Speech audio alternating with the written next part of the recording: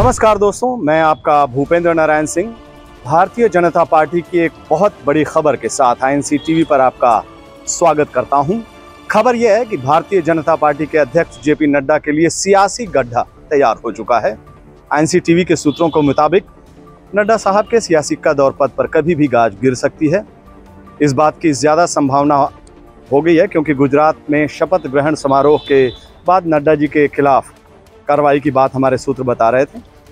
BJP अपने अध्यक्ष के खिलाफ क्यों कार्रवाई करने जा रही है, ये समझने के लिए आपको मिर्ज़ापुर वेब सीरीज के उस दृश्य को याद करना होगा जिसमें कालीन भैया अपने बेटे मुन्ना को बचाने के लिए उसके खासम खास गुर्गे की बलि दे देते हैं।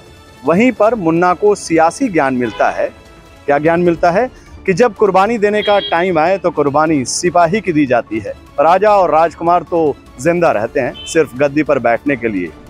नड्डा साहब को बीजेपी में सिपाही की श्रेणी में रखने के लिए मुआफ़ी चाहता हूं। वो बीजेपी के अध्यक्ष हैं, तकनीकी तौर पर वो पार्टी के सबसे ऊंचे पद पर विराजमान है, लेकिन पार्टी के अंदर उनकी हैसियत क्या है वो आपने देखा। कई दिनों पहले सोशल मीडिया पर जमकर वायरल एक तस्वीर हुई थी। देखिए वो तस्वीर, यही है वो वीडियो जिसको दिखाने के बाद बीजेपी के अंदर नड्डा साहब के कद और पद को लेकर मेरी सोच थोड़ी बदल गई थी। आप भी अद्भुत दृश्य पर नजरें इनायत कीजिए। देखिए अमित शाह जी अपने पार्टी अध्यक्ष नड्डा जी को किस अंदाज में आदर और सत्कार दे रहे हैं। एक बार और देखिए।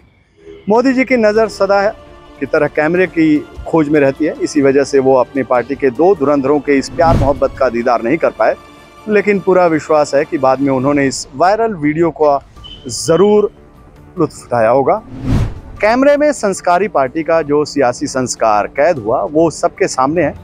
बाकी इसके आगे पीछे की अटकलों के बारे में ज़्यादा कुछ कहना उचित नहीं होगा, क्योंकि जब से ये खबर सामने आई है कि हिमाचल में हार के लिए नड्डा साहब को बलि का बकरा बनाया जा रहा है, तब से हमारी पूरी सहानुभूति जो है वो नड्डा साहब के साथ है। आपके मन में सवाल उठ रहा होगा कि आखिर हिमाचल में हार के लिए जेपी नड्डा को ही क्यों बलि का बकरा बनाया जा रहा है। तो जनाब, इस सवाल के जवाब के लिए कालीन भैया और उनके सुपुत्र मुन्ना भैया के संवाद पर एक बार फिर से गौर कीजिएगा। वो संवाद है, जब कुर्बानी देने का टाइम आए तो कुर्बानी सिपाही की दी जाती है। राजा और राजकुमार तो जिंदा रहते हैं सिर्फ गद्दी पर बैठने के लिए। उम्मीद करता हूं कि अब आप पूरा माजरा समझ गए होंगे।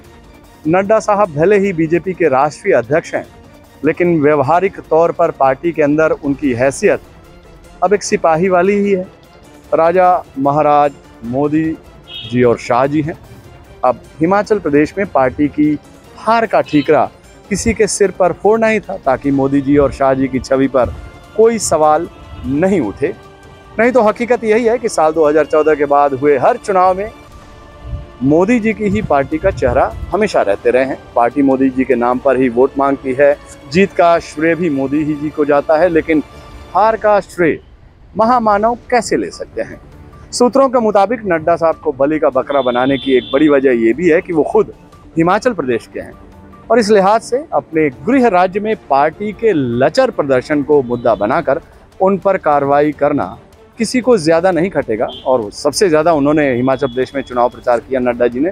खबर ये भी है कि नड्डा जी पर कार्रवाई का खबर से हिमाचल पर बीजेपी के वो नेता गदगद हैं जिनकी जेपी नड्डा के साथ भिड़ंत की खबर सुर्खियों में रहती थी। बाकी बचे नड्डा साहब तो अभी उनकी मन स्थिति के बारे में क्या कहूँ, सहानुभूति पहले ही जता चुका हूँ, कुछ बचा कर भी रखा हूँ। वो तब बताऊँगा जब सूत्रों की खबर पर आधिकारिक मुहर लग जाएगी, क्योंकि बिलासपुर में जो कि नड्डा साहब का जो गृह जिला है उस पर भी किस तरह से हार हुई है और बीजेपी इसी पर मंथन कर रही है। और दिल्ली में जो प्रदेश अध्यक्ष एमसीडी के चुनाव में जिस तरह से उन्होंने हार की, उन्होंने इस्तीफा दे दिया, तो सवाल ये भी उठ रहा है। नमस्कार।